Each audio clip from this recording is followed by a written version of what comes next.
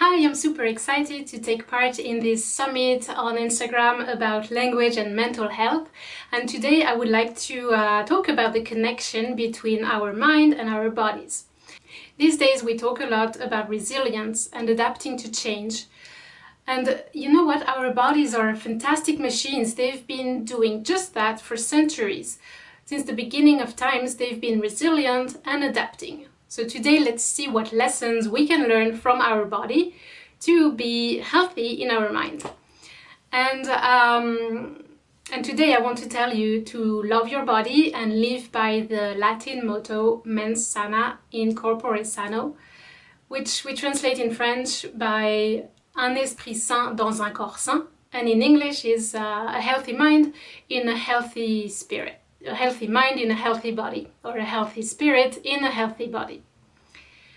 And often as language learners, we're very much up here, we're in the intellectual process, learning words and grammar, but we tend to forget that speaking a language is first and foremost a physical action. It's the result of your muscles moving, of the air going through your organs, and all the little movements you're doing, even just listening, being there.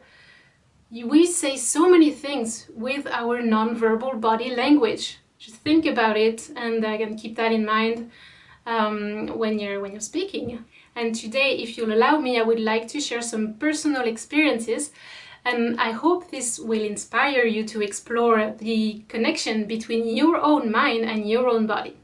First, I would like to talk about how I came to the realization that no, I'm not just a thinking being, I'm also a human being with a body, and what it means to when we say a healthy body and why it's important.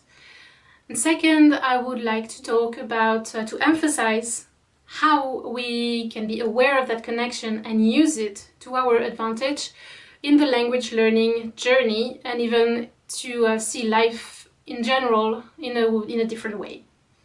And finally, I will talk about stress management, breathing, and we'll do a little breathing exercise together. So let's dive in. I'm French, and I was raised as a Catholic. So as you can imagine, between the philosopher Descartes and the religion, the body was not at the center of my upbringing. It was at best an envelope to carry our presence on earth, and at worst, the source of the original sin and of all the troubles, especially when you're a woman. How fun. And I used to not like my body. I didn't pay attention to it. I didn't listen to it. It was just there, but I was just carrying on with my life very much up here. And I don't know why, sometime in my mid-20s, I started dancing lessons. I don't know, I felt drawn to this kind of dance that was very, very far from my personality, especially from the way I was thinking about myself. But I felt drawn to these belly dance classes. And to this day, I'm still not very good at letting go and following the rhythm, being in sync with the rhythm, but I'm getting better. And I want to tell you that if you say, oh, well, I can't learn a language, I'm not good at French, I've never been good at languages, I'm too old, or whatever reason, no, that's okay. Don't worry about it. If you enjoy it, if you want to do it, you can do anything in life, anything that you fancy, that's okay, just go ahead. You have my permission, that's fine. And dancing also helped me. It helped me build strength, flexibility, and self-confidence. I realized suddenly I had control over my own body. It wasn't as stiff and awkward and out of control as it was before, and that was a big change. And it started changing my mind, changing my mindset, making me see things in a different light. And I also learned that sometimes you just need to listen to the music, go with the flow, and shut off your brain. Just let it go, trust your body, follow the moves. And it's just the same when you're speaking a language. Sometimes you just need to shut off the brain, you're in the communication, and your grammar isn't perfect, your moves aren't perfect, you're maybe not quite in the rhythm, but it's okay. You're producing something, you're communicating, and mostly you're letting go of judgment. And this is absolutely key to your progress and to feeling good about yourself. And feeling good releases hormones like dopamines, and you want more and more and more, and by practicing more, that's when you'll get better. So I talked about the physical activities as a way to raise self-awareness, but let's come down to earth for a little bit and see what it means to be a physical being. I already talked about hormones like dopamine. So, engaging in physical activities also releases endorphins. And endorphins, just like dopamine, they make you feel good. They unlock positive feelings inside of you. And we all want that in our lives, right? We want more positive things, positive mindset. And then we feel we're able to do so many things when we think like that. And of course, if you follow your doctor's advice and engage in physical activity, you will generally feel healthier, you lower your risk of certain disease and health problems. But that's not all there is to being healthy. Of course, sleep is fundamental. You need to get enough sleep. If you can't sleep a full night, think about doing some meditation during the day, and that will help to compensate for your lack of sleep, because the body needs those periods of time when you are very relaxed, in a deep relaxation state, and everything just resets. Your body regulates the physical functions and also the cognitive functions. So it's very important when you have intellectual work to do, of course. And finally, studies show that we should be very mindful of what we put on our plates. Some foods like sugar and processed foods are not healthy.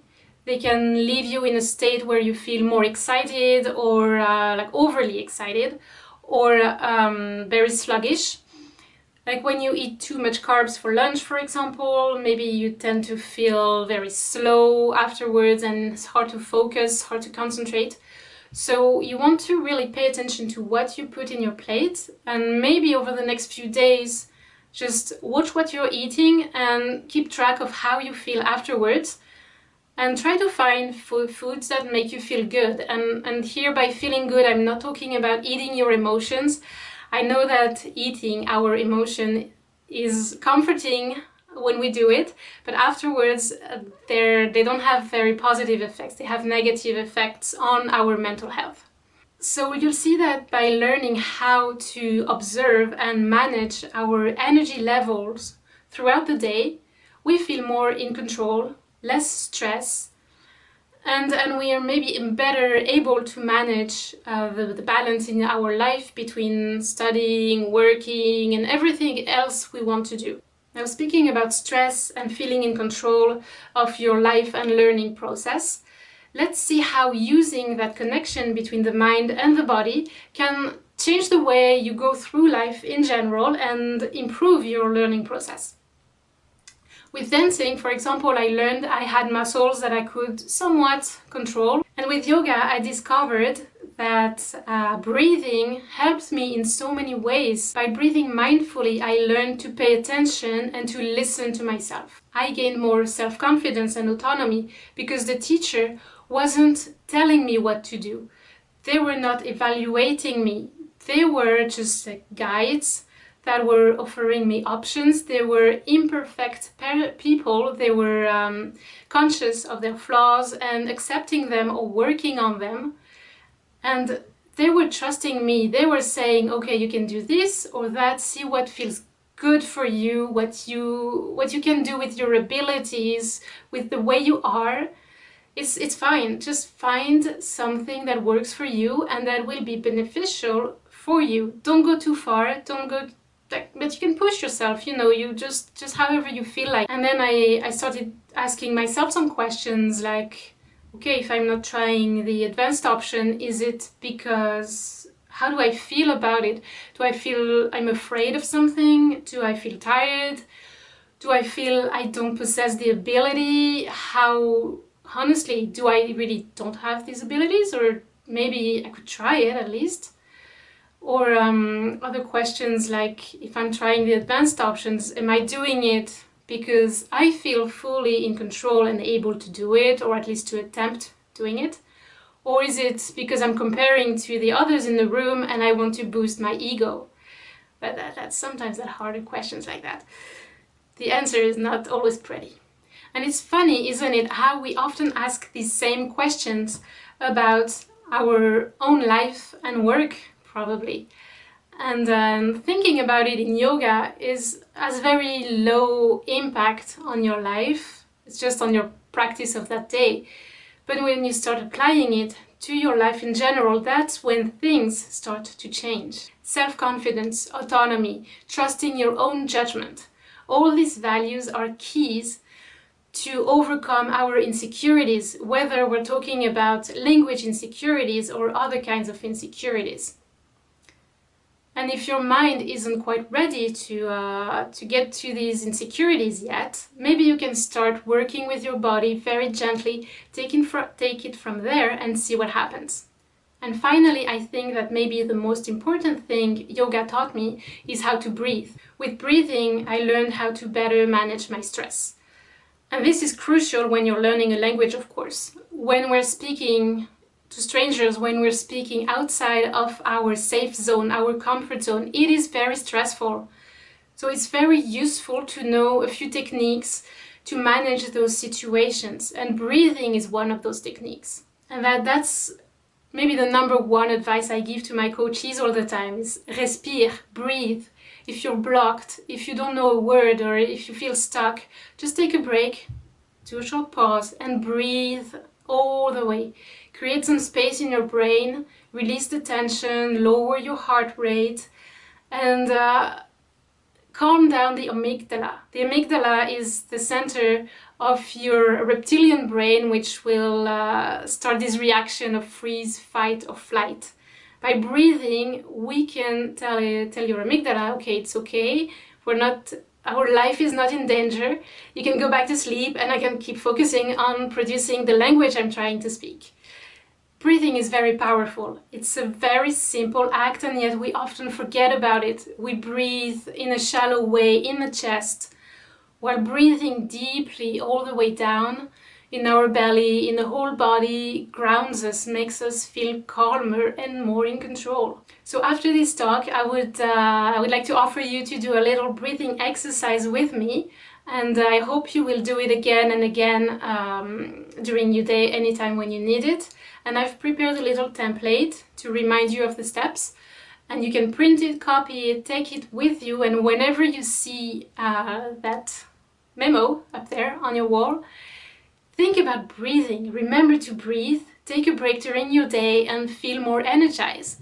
So as a conclusion, now I want to emphasize that the skills I learned in my dancing and yoga classes, all these physical activities I did for pleasure without competition, all the things I learned are transferable skills that you can apply to language learning and life in general.